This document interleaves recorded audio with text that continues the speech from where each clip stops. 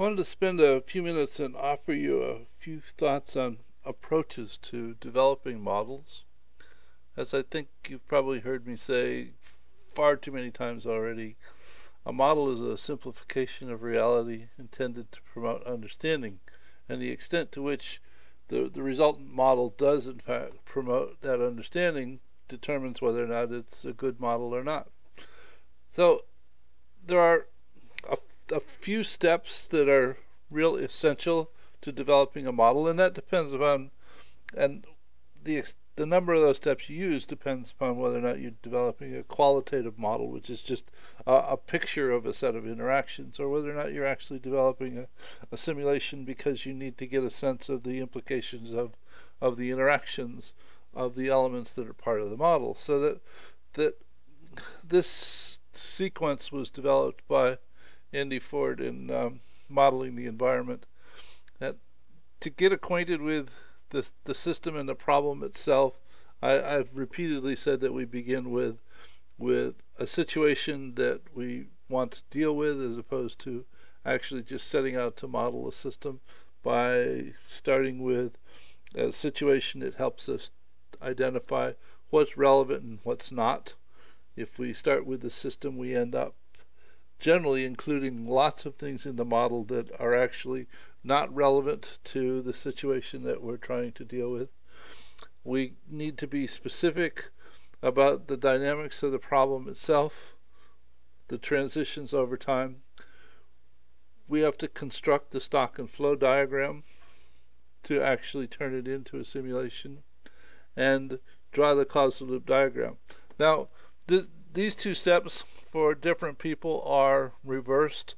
I personally prefer to sort of flush out a causal loop diagram to give me a sense of the interactions before I actually build the stock and flow diagram. Though from an exchange with Andy, he has said that there are in fact people who prefer to do the stock and flow diagram first, and once they figure out the model, they use a causal loop diagram to convey what it is they figured out from doing the simulation model. Though once you finally get the stock and flow diagram done, you estimate the parameters, you run the simulation, you do the sensitivity analysis to figure out where the key aspects of the model are, and then you test for the impacts on the situation that you're trying to address. This can actually be distilled down into a goal-seeking balancing structure, whereby there's a real set of events for which we abstract a perspective on those events, and we use that abstraction to build a model with.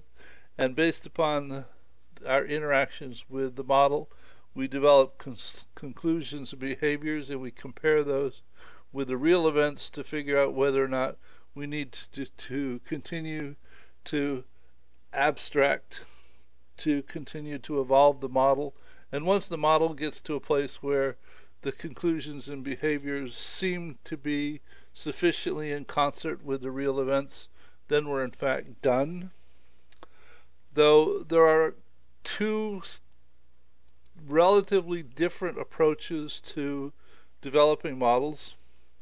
If you're doing a simulation model, you can think about part of it is developing the qualitative aspect of the situation and the model, and the other part of it is doing the quantitative dynamics aspect of the model.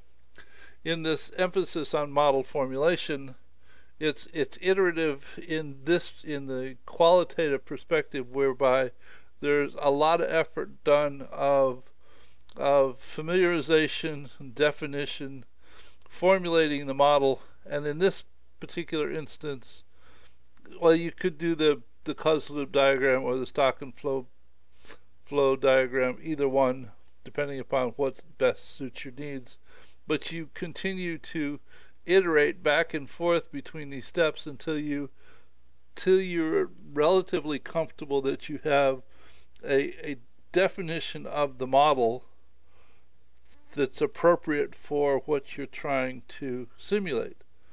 You then move to the quantitative aspect, and you estimate the parameters, and you do the simulation and the sensitivity analysis and policy analysis. And if needs be, you then cycle back to refine the familiarization, problem definition, and model formulation, and you continue to repeat this loop as necessary. The alternative perspective is the approach that I am generally most comfortable with, which is there's a limit. I think there's a limit to how, to the extent that I can become familiar with the problem is definition and the model formulation until I actually begin to estimate the parameters and do the simulation, so that I sort of go around in this circle, and then in this circle, and then in this circle, and then in this circle, so that it's a continuously evolving iteration. I need to take what I think I understand, put it in a model, interact with it to see the implications of that interaction, which then I think helps me go back and refine my understanding of the situation and the problem and the model, and I continue to reformulate, so that I look at it as though I can do, from any given point, I can learn something that means that it's appropriate to move back to any one of the prior steps and revise that and then work forward again. And I continue this until I get to a point where the model that I have developed produces a level of understanding that I'm comfortable with. And then the next step is try and explain it to somebody else to see if I can actually communicate that understanding. That's usually where the rubber meets the road, or the proof of the pudding is, and that usually during an attempt to describe the situation to someone else, them looking at it with a new set of eyes surfaces something that all of a sudden should have been obvious, that requires one to go back and iterate some more. So that's two perspectives on model development. Use whatever you find most conducive to developing a model that supports the understanding that you're looking for. A couple other things that I will offer. There is a link in the focus page to an older article written called Create a Model, whereby I try to walk through the evolution of a model, starting with a focus question, looking at a point to start with, and then continuing to simply add pieces, so that it's a question about an investment account. Where does the money come from? From the deposit, and from that deposit it creates interest on a periodic basis, and then at some point in time I do withdrawals. And where do the deposits come from? Well, it comes from cash, which is a difference between income and expenses, and that income comes from pay, and you can do direct deposits. So that the article is an attempt to simply walk through step by step, asking the question about, okay, where does this come from? Where does this come from? Where does this go? So that you start someplace and you continue to build the model based upon what's related to what. That was a precursor to an article called Unleashing Understanding. It was actually called something else in 3 or 4 versions before that, though it's the first article that was published in the Systems Thinking World Journal. And it was, this is the article that I wish I could have read 35 years ago, so it wouldn't have taken me 35 years to get to a point of understanding how to write the article. It's an attempt to distill systems thinking synthesis down to one word, and that word is and it's all based on a Sufi saying, Because you understand 1, you think you understand 2 because 1 and 1 equals 2. But first you must understand and.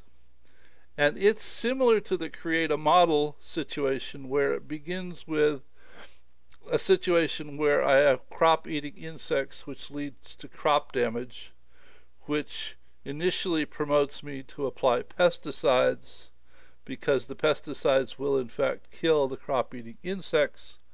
Though what I have found out is that every year I have to spray more and more to kill the insects. And why is that? Well, part of it is because I don't actually kill all of the crop-eating insects, and they have insect births, which adds to the crop-eating insect population. And there's an annoying thing about insects and pesticides in that they seem to develop an immunity to pesticides, which in fact results in more crop-eating insects. And also, when I apply pesticides, I kill the controlling insects that used to devour crop-eating insects, which leads to more crop-eating insects, which leads to more crop damage, which creates a reinforcing structure, taking me in the opposite direction that I want to go to, and maybe you get the message. So that in every juncture with every entity that's part of the structure, I ask about what is it that it influences and what influences it, so that I can continue to synthesize a model of all of the elements and influences that are relevant to the initial situation that I started with. So there's a link to this article that's in the focus page. And if you don't want to read the article, well, there's also a link to a movie about the article itself. So hope you found this useful, informative, and I'll see you in the next video. Bye.